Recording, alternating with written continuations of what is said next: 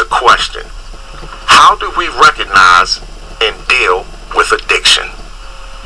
How do we recognize and deal with addiction? We need all of our callers to call in 410-481-1010. 410-481-1010.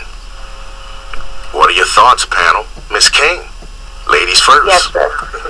Well, how do you recognize and deal with addiction? You recognize addiction when you are not in control, when something else can take you outside yourself. That means that there's a problem. So for me, I used to have the mantra, nothing I would pay for ruled me, but that was so untrue. So the biggest problem in recognizing and dealing with addiction is to come out of the denial of being in denial about addiction. When there's a problem, we need to recognize it, address it, deal with it, and then move on from it. So Debbie, can you give our listeners a little bit of background about, your issue and your challenge with addictions? Well, for me, it stems from a relationship. I wanted to see what was more important to this man than me. I felt I was a viable partner. I understood everything, but I wanted to understand more about everything that he was involved in. Experiment. Then once you experiment with it, then it begins to take hold of you. Then when you find that it's no longer sociable and you're doing it by yourself, you know that there's a problem.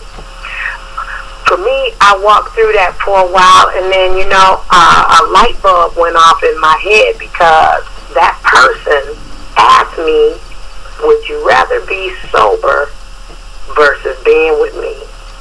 And I think that was the hardest question I ever had to hear in my life, because it was like, really? Did this person just say that? And it let me know then it was never about me. It had always been about the drug.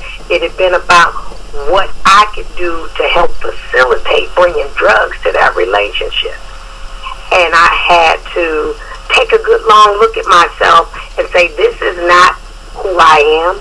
This is not where I'm supposed to be. And it's time for me to step up and fight. My parents are fighters, and I have to get back to my roots then. So from that point, I had to just make that decision that I cared about me more than anything in this world, and I had to go seek help. This question is for Mr. Leverette. You just completed a degree in substance abuse and counseling, correct? Well, I'm still in the process. I graduated in 2018. Okay, so let me ask you this. What makes someone wants to turn to drugs? Well, we look at all the enabling factors. We look at the social disconnect, the dysfunction in the family, the environmental stressors. Because we got a lot of people out here that's living on survival mechanisms. So substance abuse is sort of like their clutch to, shadow it and act like it really doesn't exist. But in all actualities, there's so many different components that pull at you, but the one major one is choice.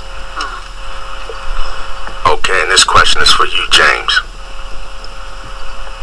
Being in prison 16 years, when did you first start using drugs?